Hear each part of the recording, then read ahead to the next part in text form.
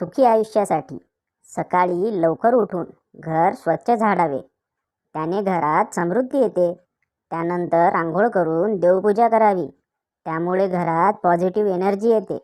नंतर किचनमध्ये जावे व नाश्त्याची तयारी करावी, त्यामुळे घरातील सदस्यांचे स्वास्थ्य उत्तम राहते. हे सर्व झाल्यावर मस्तपैकी चहा बनवून बेडरूममध्ये जावे आणि बायकोला उठवून बेड टी द्यावा, त्यामुळे आयुष्य सुखी होते.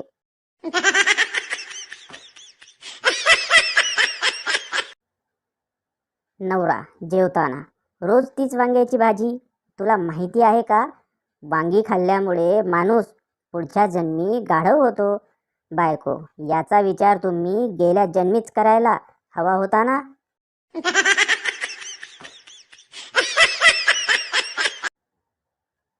कर्मचारी, सर बाहर बारिश बहुत तेज है, क्या करूँ?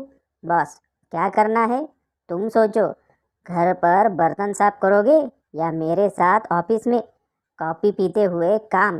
कर्मचारी, समझ गया सर, आता हूँ.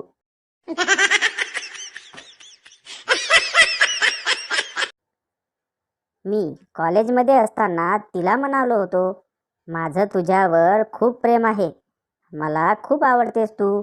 ती, मला खूप शिकायचंय, मोठं व्हायचंय. आता ती गावामध्ये बचत गटाची अध्यक्ष आहे.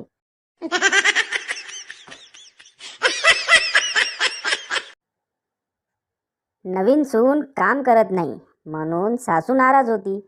तेव्हा तिने मुलाला बोलावलं आणि सांगितलं, उद्या मी केर काढताना तू ये आणि म्हण, आई मी काढतो झाडून.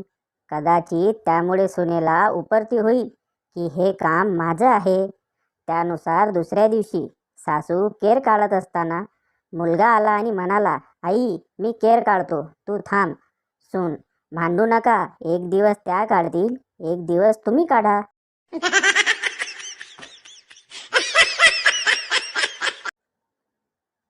बायकोने मला विचारले, असे गुपचूप बसले आहात?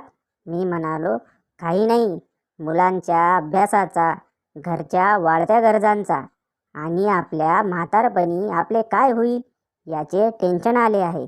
बायको पुन्हा म्हणाली, दुपारीच 1.5 GB डाटा संपवला वाटते.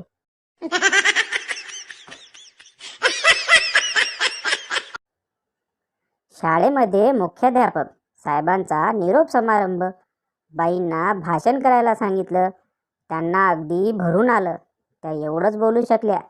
सरांच्या सोबत काम करता करता मला दिवस कसे गेले ते कळलंच नाही.